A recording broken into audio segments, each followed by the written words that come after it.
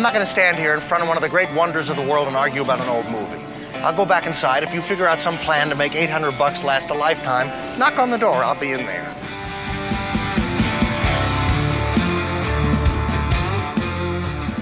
You're listening to the Keeping Your Money Show with Jamie Westenbarger and Bart Steinler. All right, welcome back to Keeping Your Money Show. Jamie Westenbarger, joined as always by Bart Steinler. If you're just tuning in, we were talking about fees and how they can creep to the tune of over $300,000 over your lifetime, and how to watch out for those, whether it's banks or investments or whatever. You know, they build some beautiful buildings in the financial world. They don't tend to build those because they aren't making any money. So that in casinos, huh? They're getting that from somewhere.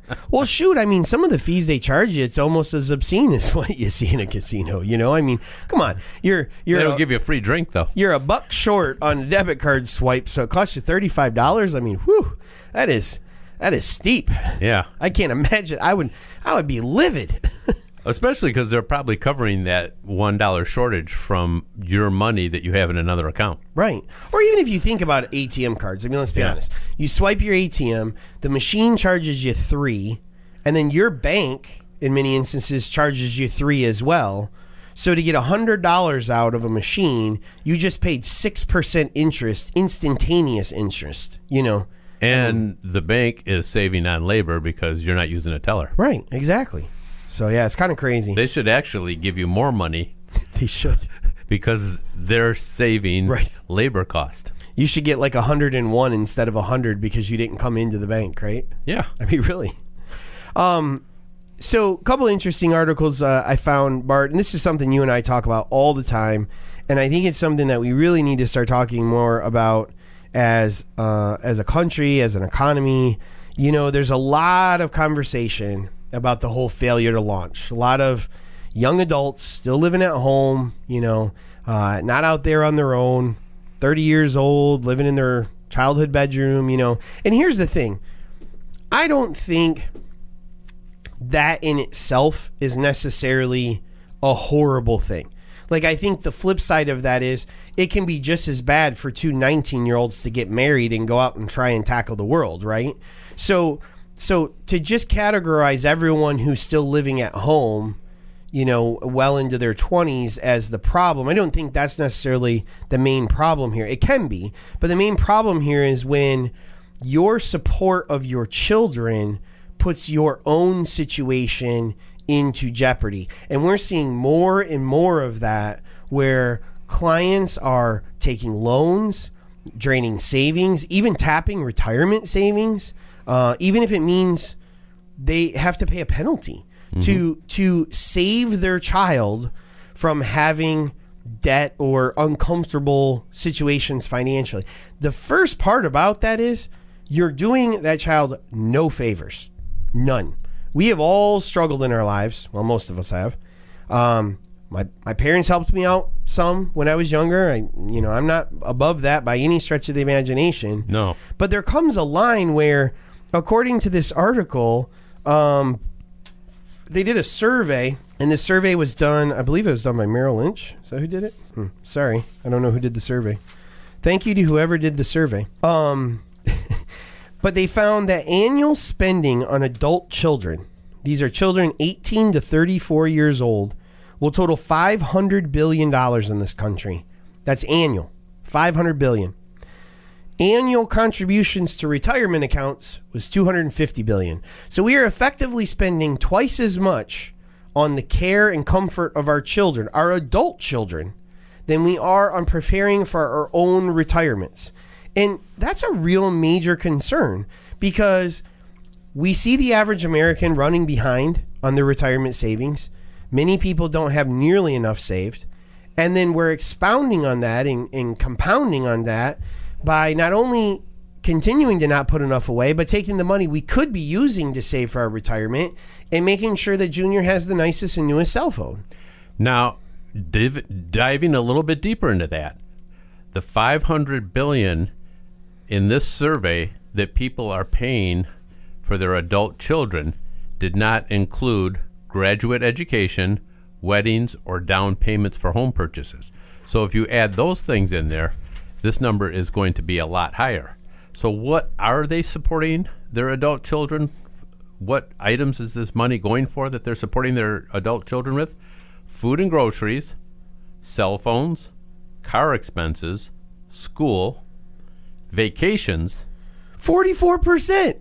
44% of the people surveyed said they had paid either all or some of a vacation for their adult children. And then they're not saving enough for their retirement. Right. Rent or mortgage and student loans. 18 billion with a B spent on cell phone service. 18 billion. Yeah. Now at some point, you have to take on enough responsibility to pay your phone bill. And by the time you're in your mid-20s, you should be there. Yeah, Okay? I would hope so. And here, I agree with Jamie that I'm not saying that you'd never do anything to help your kids out once they become adults. That's not what we're saying at all. But proportionally, this is way out of whack. I'm not...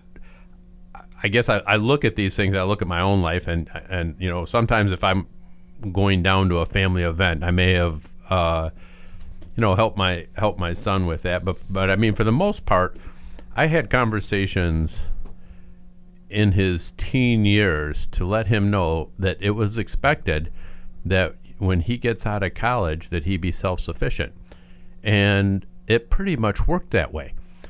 And I realized too that there's some situations where maybe a child has a medical problem, or maybe they got out of school and they have some school debt, and living with mom and dad for a while can help them accelerate paying that school debt. Living with mom and dad for a while can help them save up money to get that down payment on the house. Not totally opposed to those type of things. But I think what this article indicates is that for a vast majority of the people, it's going way beyond that.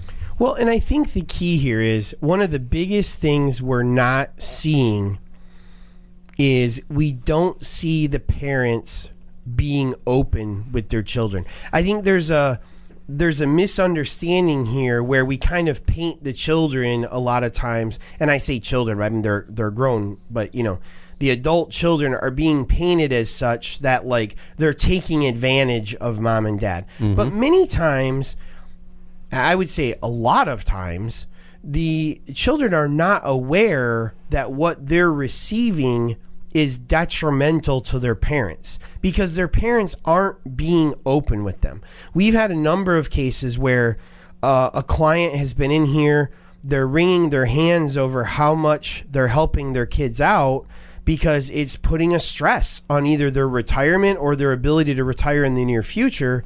And the first question I always ask is, well, what have you talked to your kids about? And they've talked to them about nothing. You know, right. Well, that's the first step. Look, you know, little Johnny, we really want to help you launch your career as a DJ.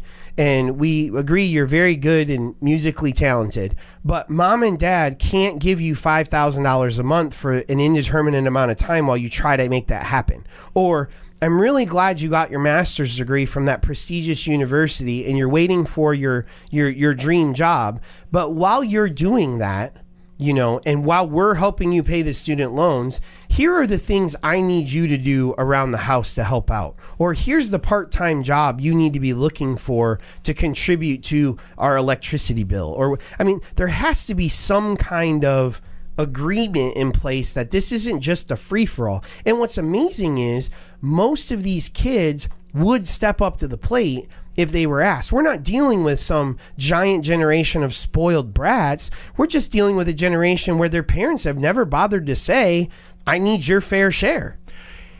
In my personal experience with people that have gone through this and with clients that have gone through this is that they are not, the adults are not keeping a budget.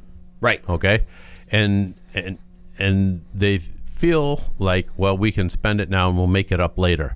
Or we'll figure out later how we're going to pay for this. Mm-hmm. But if you have a budget, you could actually put a line in your budget as this is money we're going to set aside to help our children. Sure. And the other thing is you can share the budget with your children. And when your children come up and say, hey, I need $25,000 to make a down payment on a house, or I need $25,000 because I have this business idea, and you could sit there and show them your budget, and you can say, I don't know how I can do it because I'd have to give up this or this or this to be able to generate $25,000. Or in my budget, we have set aside some money for helping our children, and we have $30,000 there, and we have 3 children. So we're willing to do $10,000 for you, but we have to be fair and leave $10,000 for the other 2 children. Or we'll do the $10,000 because we've set that aside, and if you really need the other 15, let's talk about how you pay that back over the next 3 years. Or something. It doesn't just have to be a gift. Right. But I think the key is having those open lines of communication. And I think where it can start is even younger. Right. If you're I have this conversation with my 14-year-old son all the time. Dad, I want this, that, or the other thing. Okay? Well, let's talk about why this is needed beyond what you have. Let's talk about how we're going to pay for it. Let's talk about if I pay for it, this is what's going to happen. Like we have those conversations now so that when he's 20 years old, we have the framework for how that's going to work, right? So, All right, coming up, we're going to talk about the one question, depending on how you answer it, will tell us whether you may or may not be successful in retirement right here on the Keeping Your Money Show. It's never too late to plan for your future, and the Keeping Your Money Show can help. Our team of advisors can answer questions you may have about investing your money. Through Securities America Inc., our advisors offer a diversified and comprehensive list of quality products and services. Call the Keeping Your Money Show at 1-888-98-MONEY or visit keepingyourmoney.com to schedule your free consultation.